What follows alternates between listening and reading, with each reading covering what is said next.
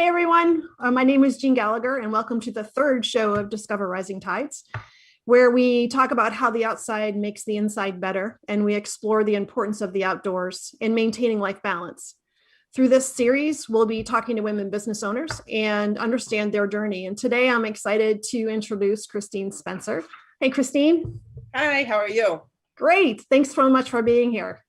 No problem. Kristine is the owner-operator of Olympus Sports Coliseum since 2014, and she also has a Lil Kickers franchise. We're going to have fun talking about that, where she handles is probably the right word, right? 18 months to 9-year-old kids. And she's also the varsity volleyball coach for the boys and the girls. Is it Intercom High School? Yeah, Intercom. Yeah. So welcome. Thanks.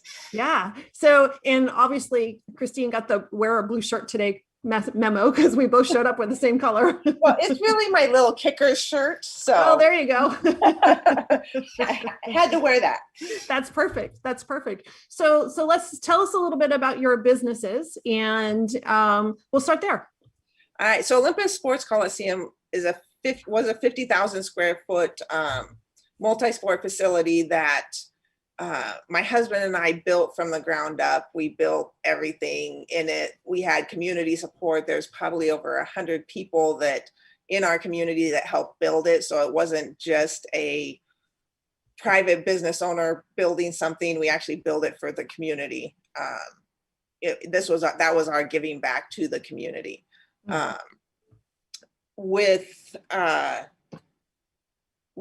We had some hiccups along the way with the legalization of cannabis.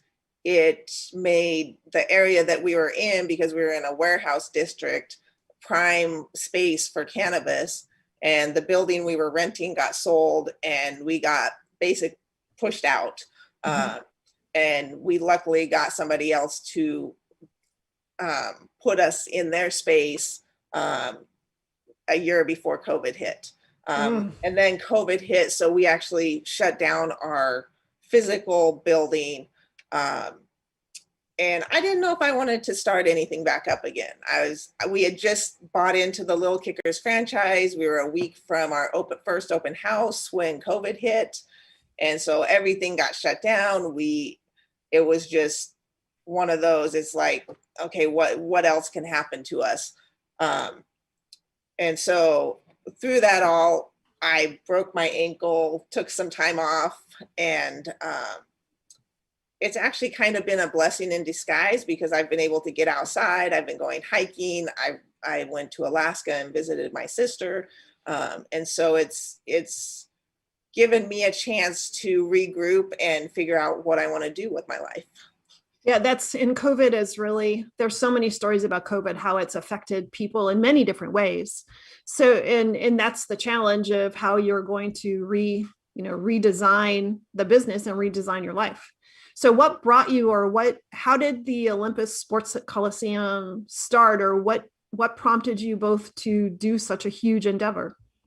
Our kids, so we live in Natomas, and nobody wants to build in Natomas. So everybody's aware, Natomas is on the outskirts of Sacramento. We're in California. Yeah, it's in northern Sacramento. The community's 20 years old, and nobody ever wants to come out here. If it's sports related, it goes to Elk Grove, which is southern Sacramento. It goes out to Rancho Cordova, Folsom, which is southeast Sacramento, or it goes out to Roseville, Rockland, which is northeast Sacramento. And so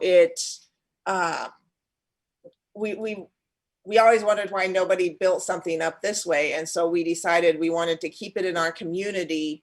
The closest to our community there's a warehouse district in Robla, which is about 3 miles from my house. So it's not that far. And so we built it knowing that this community needed something for kids. My kids were 8 and 12, and not having a place for the kids to go. There was stuff for little kids, wacky tacky little stuff like that, where once they hit 7, 8, they outgrew it because they just weren't interested in that type of activities anymore.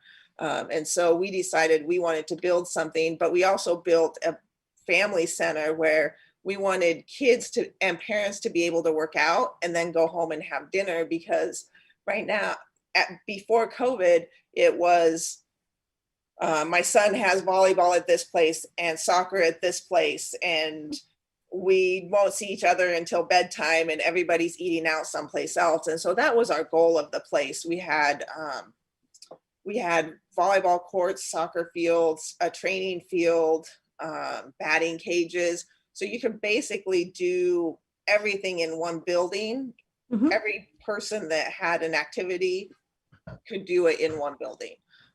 And so that's why we built it where we built it. That's amazing. So did it start out as a vision of 50,000 square feet, or was it something that developed as you brought on new programs? Or did you just jump in the deep end of the pool and just made it huge? We kind of jumped in the deep end, and it came about because where my husband's business is, the building was actually right next door, and we knew the owners, and they were looking for somebody to rent the building. Well, it was going to cost us almost as much to rent 10,000 square feet because we were just going to do soccer as it was to do 50,000 square feet, because the smaller you are, it's more expensive by square foot. And so we went, okay, well, it's $5,000 more to do 50,000 square feet. We may as well do the whole thing. And so we went from, one field to 5 fields and, this ginormous building. So how long did it take for you to be at capacity or functioning like you should? Was it a quick ramp up when you opened? The community was that excited? We were ready to go within a month and a half. Wow. However, the city had other plans. Mm-hmm. That's not unusual. and we weren't expecting it, because we were open to the public, because of the size of it, because it was an open space. There was all these rules and regulations that we had to follow, and they had never seen something like this. And so they put us on the level of Arco Arena. Oh, wow. Oh yeah. And so, they were expecting people to stay 4 and 5 hours there. And we kept trying to say, people will come for an hour, hour and a half and leave. And so we had to have 8 women's restrooms, and we had to have 4 urinals and 4 restrooms for men's, just astronomical stuff that in 6 years, I never saw them full ever. Maybe 1 or 2 people, and so there was challenges with that, not knowing that we had to put in this whole fancy fire alarm system because it was open to the public. So, I learned a lot. It was definitely a learning curve, but, I know what to do and not to do now, and how to cut things up so that we don't have those issues in the future. How many families do you think that you serviced when you were open? We serviced probably over 5,000 families. Wow. And that's incredible. In the winter, when we had our soccer season going, we would service over 1,000 kids on one weekend. Holy cow. Yeah. That's incredible. Yeah. So it was, we would run soccer games starting at 5 p.m. on a Friday, go till 11 p.m. on Friday, start it at 8 a.m. Saturday and go till 9 p.m. Saturday, and we'd go 8 to 7 on Sunday. So holy cow. Yeah. That's a ton of it. Did you have staff? Obviously you had some staff. Yeah, we had staff. It was a small staff.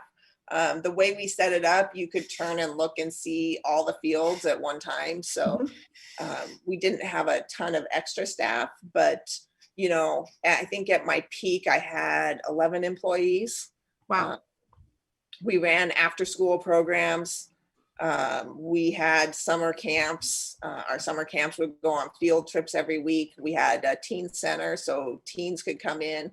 I think we'd have about 150 kids in the summers come through our weekly summer camps. So that's amazing. just a lot of different stuff for families. We offered birthday parties. You could rent the fields. We had our own leagues that we did as well. So just a lot of different activities for families. So before you opened it, did you have any experience doing any of this, or was this your first run and it was big? As far as a multi-sport facility, this was my first time in a multi-sport facility, but I've been involved in sports since I was probably 10 years old. Mm-hmm. And so I've played in different facilities. My kids have played in different facilities. My husband's played in different facilities. My husband and I were both on a soccer board at the time. I've coached volleyball forever. So I've had all the different aspects. I've never put it all together. So. Oh, that's incredible. And then you have, so currently, right, we're going to get back to that, I think, but currently right now you have the Lil Kickers franchise. So what is that? So Lil Kickers is a program that it's a developmental program for kids 18 months to 9 years. We offer 2 sets of classes that are parent-child. And mm-hmm. So the parent comes in, we do different activities. It's not your club soccer where you go in and all you're doing is drills. We use games and fun games to help with not only soccer development, but social development, cognitive development, hand-eye coordination, hand-foot coordination. So we do, it encompasses a lot. So at first, some people are like, well, you're not using a soccer ball, but they're using, so we do what's called cone towers with some of them. And so they're stacking big tall cones with little flat cones and making towers, and then we have them kick them over. So they're learning, the process of kicking. We have them do obstacle courses. So they're learning to jump on 1 foot. They're learning to jump on 2 feet. They're learning to balance. All stuff that you need with soccer, even though it doesn't look like it's soccer related, it mm-hmm. goes back to soccer, but it is also, hand-eye coordination, balance, that type of stuff.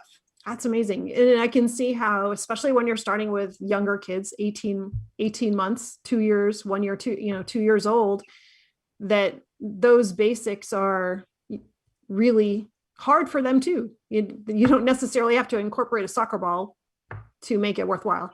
No, you don't have to incorporate a softball or soccer ball. We use these, we call them squishy balls, but they're these squishy balls. So because they're light, the kids can learn to kick far. Mm-hmm. We use the actual soccer balls for small kicks. We have, what else do we use? We use noodles.